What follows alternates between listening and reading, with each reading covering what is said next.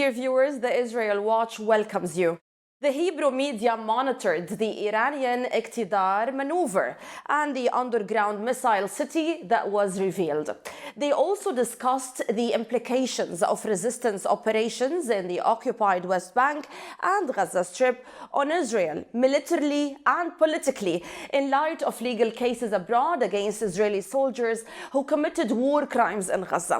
We discussed these topics with Mr. Mohammed Shamsuddin, journalist. Hello and welcome to this episode, Mr. Mohammed. With the significant progress being promoted in the negotiations for a Gaza ceasefire and captive exchange deal, a former Mossad official reminded that the price of the deal would be steep for the Israeli entity, as the ceasefire would allow Hamas and the resistance to reorganize their military and combat ranks. אם אנחנו נמצאים בסיטואציה שבה ההסכם, וזה יהיה הסכם קשה מאוד, ואנחנו נשלם מחירים כבדים מאוד, אבל אין לנו ברירה אלא ללכת להסכם הזה, מחייב אותנו לעשות את אותם הפעולות הנדרשות, כלומר, יציאה כזו או אחרת, כן. אז זה מה שנעשה. תמיד נוכל לחזור ולבצע פעולות נקודתיות. אחת הבעיות שכרגע אנחנו ניצבים בפניהם זה דווקא היכולת הדי מרשימה של החמאס להתארגן. אנחנו רואים את היכולת הזאת גם בגיוס צעירים בתוך אותם אזורים שעבור תשלום פעוט הוא מגייס אותו לשים מטענים. אנחנו רואים בעיה נוספת, כן. זה השימוש בתחמושת שלא התפוצצה של ישראל על מנת לייצר מתוך זה מטענים. Mr. Mohammed, will a ceasefire now boost Hamas's standing, in your opinion? Of course. Israel has tried for about 2 years now to eradicate the resistance. That's impossible. It's always hard for large armies or advanced armies to end a resistance group, because they take legitimacy from the people.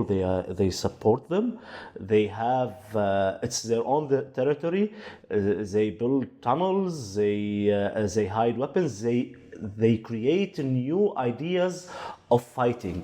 Resistance throughout history is not a group that you can eradicate. The only choice for Israel is to cease fire. And even after the ceasefire... But the ceasefire now at this time, how would it impact Hamas?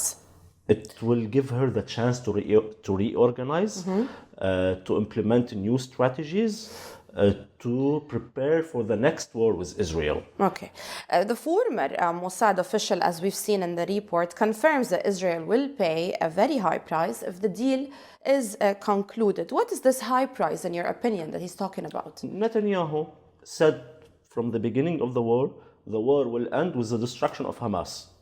First strategic loss is Hamas is not destroyed. Yes. Plain and simple. When an army or a nation or anyone who goes to war puts a goal in its for its war, they have to implement it, or they will be considered losing this war.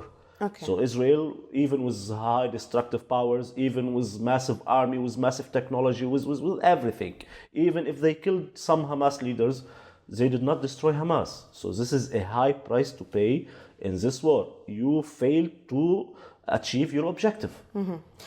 How do you expect the situation to unfold in the post-war Gaza? Well, for now, I think it will be something similar to Lebanon at the first stage. Later, Israel will continue its aggressiveness against Gaza. Same way they're doing in Lebanon? Yes, right now, Lebanon is within the 60 different. days agreement. Yes, Lebanon is a bit different. Maybe after the 60 days, we won't see more aggression from Israel, because USA and I don't know who is taking responsibility monitoring this and taking responsibility for Israel. They say we can stop Israel, we can give you guarantees in Lebanon. In Gaza, there is no guarantees. So even after 60 days, after the deal, after Israel will still do aggressive acts against Gaza like before. Yes. Before the war, people might forget, but before the war, Israel always attacked people in Gaza. They did raids, they did bombing. So it's not weird for Israel. If the deal is not concluded and ongoing negotiations fail, the Israeli army is reportedly preparing to return there forcefully, according to a military analyst in the Hebrew media. כבר ירדה, חטיבה 188 של השריון שהייתה בעזה, עלתה ללבנון, עברה לסוריה וירדה בחזרה לעזה, נכנסה בחזרה לג'באליה ופועלת שם יחד עם כוחות גבעתי, תחת מפקד החטיבה, אלוף משנה אור וולוז'ינסקי, ואנחנו מבינים שבאמת צה"ל יש גם חשיבה על מה יקרה אם המגעים ייכשלו, אם לא נגיע לעסקה, וזה כאשר צה"ל, כמו שאתה רואה, בעצם חוזר לאותם מקומות. אז אנחנו נראה חזרה לעוד מקומות שצה"ל היה בהם, מתוך רצון להגביר לחץ על החמאס, אבל היום המחיר של סוף השבוע ממחיש לנו שוב את המחיר הכבד, 10 חללים תוך שבוע בעיירה בית חנון, מחטיבת הנחל, 4 מהם אתמול מפיצוץ המטען. Well, could the war in Gaza continue indefinitely? Sadly, it might continue indefinitely, especially since the worldwide community is not doing anything. Actually, they are actually giving Israel. They're telling Israel that has the right to defend itself. So they are giving justification for Israel to continue its war against the Palestinian people. Yes. But the problem with this idea of going again to war is, as Albert Einstein once said, yes, it's insanity to do the same thing over and over and over again. Yes. But allow me here to ask, Trump already wanted to push for a ceasefire. Yes. And now he's including his own envoys to actually negotiate, to make this war stop. Yes. Isn't that a very pivotal reason here? Trump wants to take a break in the Middle East. They don't have time for the Middle East. Now there is different areas of conflict. Trump has a huge agenda for the world. So we have the northern pathways. Exactly. That's why it's not likely to actually last indefinitely. Yes, it's not likely. But Israel, you can't predict anything. Israel, they are killers. These people, they formed their nation by terrorist groups. So you can't expect anything from Israel. Trump, yes, I'm for USA. This is the time to end this war.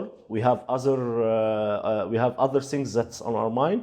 We can't always keep going for Israel, helping Israel.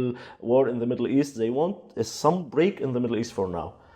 Especially that they need their own support now with the outbreak of the fire in California. Yes, and LA. they definitely, since USA put a lot of support for Israel and Ukraine and whatever operation on the world, they failed to help their own. They failed to put support where it's needed for their own infrastructure. Mm-hmm. So yes, this is a big this is a huge misstep for the USA. Now they need break in the Middle East. Can they twist Netanyahu's hand and force him to stop the war completely? Mm-hmm. We will have to see. Okay. On another note, the Eqtedar air defense maneuver in Iran has drawn the attention of the Hebrew media, which described it as a message of Iran's ability to protect its nuclear facilities from any attacks Israel might launch on them. Meanwhile, Israelis await Iran's response to their latest aggression on October 26. בהמשך ישיר לזה, אז באמת אנחנו רואים שבשבוע-שבועיים האחרונים האיראנים בסדרת תרגילים בדגש על מערך הטקה שלהם, על סוללות טילי הקרקע אוויר, כי המסר האיראני בתרגילים האלה הוא, לנו יש עדיין יכולות להגן על מתקני הגרעין שלנו, גם אחרי התקיפה של חיל האוויר הישראלי ב-26 באוקטובר, שהיא למעשה הפשיטה הרי את איראן מסוללות ה-S-300 הרוסיות, אז צה"ל עוקב אחרי הסדרת תרגילים האלה, שכולל יירוט שיגורים בידי מערכות ההגנה של האיראנים באזורים שמוגדרים רגישים, זאת אומרת אזורי מערכות הגרעין ומתקני הגרעין, ובכיר במערכת הביטחון אומר לנו הערב, אנחנו מנצלים את התרגיל הזה לטובת מעקב מודיעיני והעמקת ידע אחר המערכות באיראן, וגם דרוכים לתגובה איראנית על אותה תקיפה מה-26 באוקטובר, תגובה שעד עכשיו לא באה, וכאמור הימים הקרובים יהיו מתוחים. האיראנים מאוד ערים לשיח בישראל על כך שאולי יש שעת כושר יושר לתקוף את מתקני הגרעין באיראן. The Israeli military commentator, as we've seen, says Iran's message indicates their readiness to repel any attack on their nuclear facilities. Do you think that Netanyahu seriously planned to actually strike these facilities? Well, it's Netanyahu's dream to strike these facilities, but his country or his nation, supposed nation, is too weak to do it alone. He needs the support of the USA. USA does not plan to attack Iran. They know it's a costly matter for them. They will be stuck in the Middle East with a huge war with no end result. They can't have any result against Iran. Iran might not be stronger than the USA, but Iran is strong. Then what could be, in your own opinion, the regional and also global repercussions of an Iranian-Israeli war? I think it will be a new world war, because this war won't stop with a month, with a two, with a year even. It will lead to a great war, World War III. Yes, especially that the Iranian president is actually visiting Russia right now. Yes, and they are making they are in the terms of making a deal, a huge deal between Russia and Iran, which will affect not just Middle East, which affect global balance of power. This is not a joke. USA is serious. Netanyahu, you can't attack Iran. Will Netanyahu go crazy and do it? I don't think so. He will lose all the support of the USA. Okay, so majorly, what are the repercussions here of such a move? Attacking Iran? Yes. Oh, global war. Yeah, we might go to nuclear war even. I don't know. Iran now doesn't have the nuclear intention to get nuclear weapons. But when you go to a war with the USA, with the biggest nuclear power in the world, this might change. And even the Iranian officials said so. So Iran might go to nuclear options later, because the aggression is not from Iran. It's from the USA, from the West, from Israel. They need to protect themselves. Okay. Staying on the same topic, of course, Hebrew media highlighted Iran's newly revealed underground missile city during the Eqtedar maneuver and the statements of Major General Hossein Salami of the IRGC regarding the increased missile production in the Islamic Republic, contrary to enemy illusions that this production has declined. היום בפעם הראשונה חשפה איראן את אחת מערי הטילים התת-קרקעיות שלה שמופעלות על ידי משמרות המהפכה. מפקד משמרות המהפכה חוסיין סלמי יחד עם ראש זרוע הטילים והחלל אמיר עלי חאג'י זאדה צעדו במתקן הגדול תוך שהם דורכים בהפגנתיות על דגלי ישראל וארצות הברית. מדובר במתקן שבאיראן טוענים כי הוא רק אחד מתוך מאות בסיסים דומים הנמצאים ברמת מוכנות גבוהה ביותר. اقصانقات این سرزمین به تعداد سامانه ها و موشک ها اضافه می شود. شاید دشمن تصور می کرد قدرت تولید ما منقطع شده است، اما نرخ رشد قدرت موشکی ما به روز است. עוד טוענים באיראן כי במתקפת הטילים ששיגרו לישראל באוקטובר בשנה שעברה, הטילים ששוגרו מבסיס זה הצליחו להתגבר על מערכות ההגנה האווירית הישראליות הצפופות, לפגוע בבסיס חיל האוויר בנבטים, להסב לו נזק רב, וגם כעת לא הצליחו להחזירו למבצעיות. בבסיס התת-קרקעי, כך לפי האיראנים, נמצאים טילים בליסטיים המונעים בדלק נוזלי, ולפי מפקד משמרות המהפכה, הם רק הולכים ומשתפרים בתחום זה. האיראנים מעוניינים להבליט את פריסת בסיסי הטילים הרחבה שלהם, ואת העובדה שיכולת התגובה שלהם על כל מתקפה פוטנציאלית לטענתם, תהיה מיידית והרסנית. The Israeli report that actually we've seen clearly indicates that there are similar missile cities in Iran. How could this complicate, in your own opinion, potential Israeli war plans?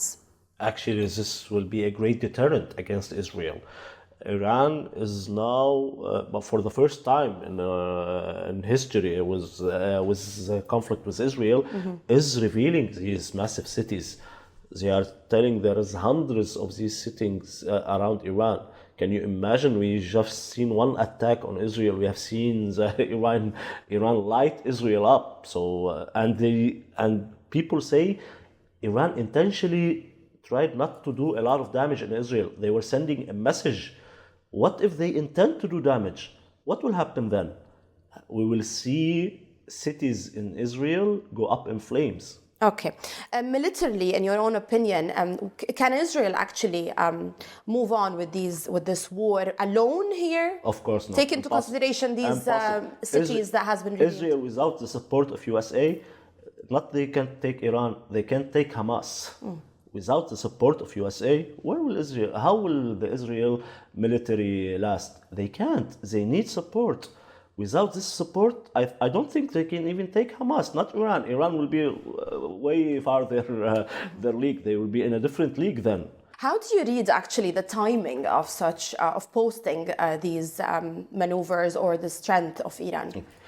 The Israeli officials think that by weakening, or they think they weakened Hezbollah and Hamas, and they are now attacking Houthis in Yemen, and after the fall of Assad, they think now Iran is weak.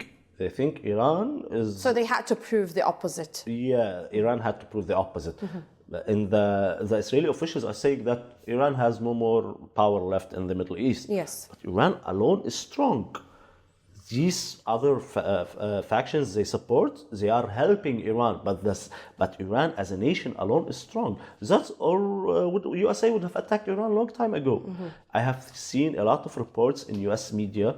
Still strong, actually, after what happened in Syria and Lebanon? Yes. Because many doubt that. No. Even after what happened in Lebanon, even after what happened with Hamas, after what happened in Syria, Iran alone is strong. Now, maybe a little bit of influence in the Middle East have been diminished a little bit. Yes. But that doesn't mean Iran is gone. Iran alone is strong. Now, North Korea, is she alone strong? Are they strong alone? Yes, they are strong. Any country in the world, if they have the capabilities and weapons, they are strong alone. Iran is revealing these to tell Israel, don't think we lost. Don't think we lost the war. And if any war is to be launched against us, this is our strength and this is the power and this is what we're able to actually do. Thousands of missiles, not hundreds, thousands of missiles cities will be bombing Israel. These 100 missile cities, how much is their capability? How many missiles do they have? Ballistic missiles, strong missiles. So yes. And also, it's a message to the Iranian. Of course, the Iranian people, because they might have felt some doubt. They might have felt some discouragement. It's important to know the strength within the government. Yes, Iran. This is a clear message. Iran is still strong. I'm telling you, if Iran wasn't strong, USA would have attacked them a long time ago. They would have ended this threat. Why would I leave a threat like this? Okay, and do you also think that it's a message to its own allies too? Yes, of course, I'm still strong. Of course, this is a message to Hezbollah, to Hamas, to Houthi. We are still strong. Don't worry. We might have taken a blow, we might have taken a hit, but we can rise back again. Okay.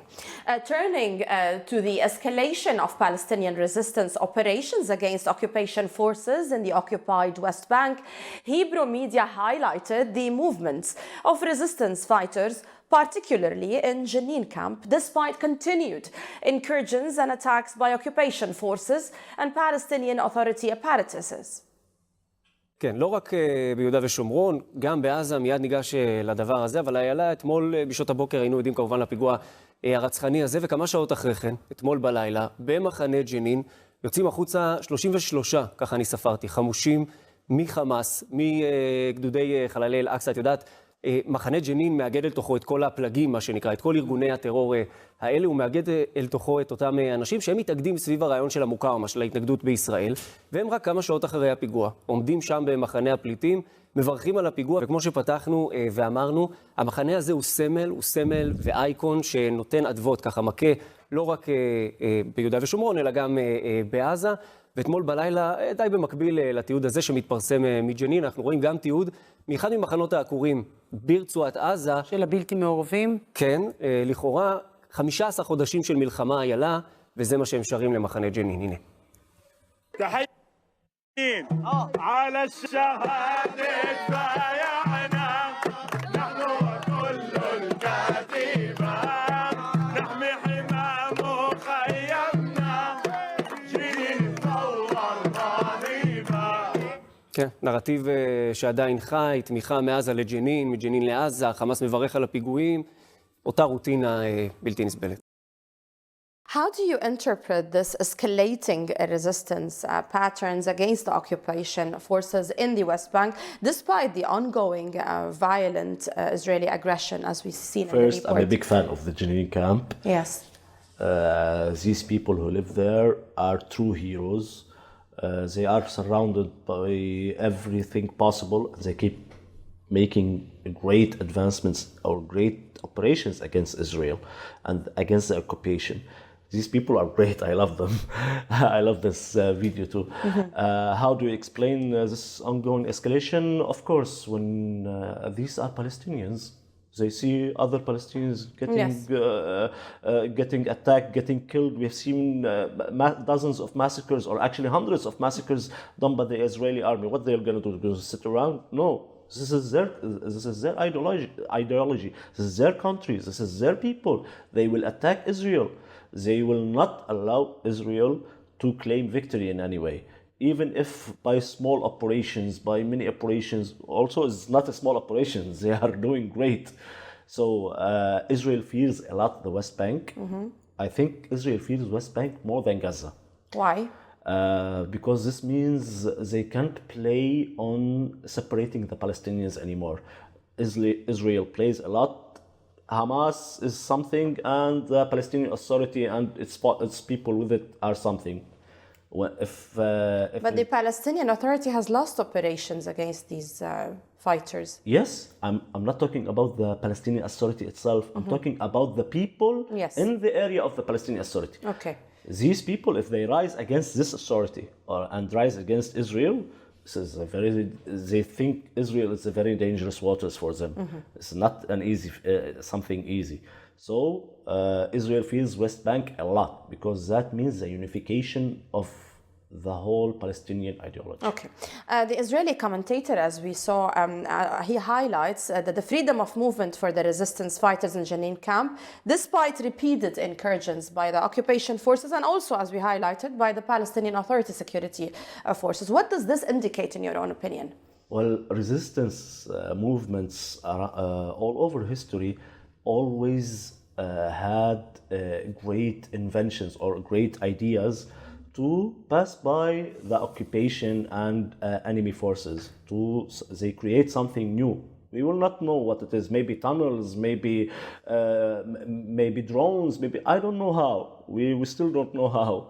But they have the will. Yes, they have the will, and they create innovative ways to have weapons and armory and to create operations against the occupation.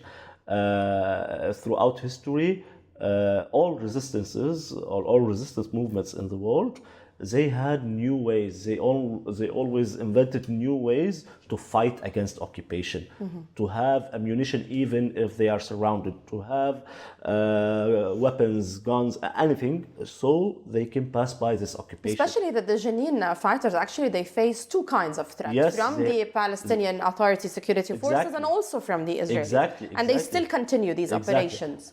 In my opinion, the people who live in the West Bank area help them without knowing. They have tunnel systems, they have people systems, they have drones, they have many ways to get these operations done. Mr. Mohammed Shamsuddin, you're a journalist. Thank you for joining us in this episode. Dear viewers, thank you for watching.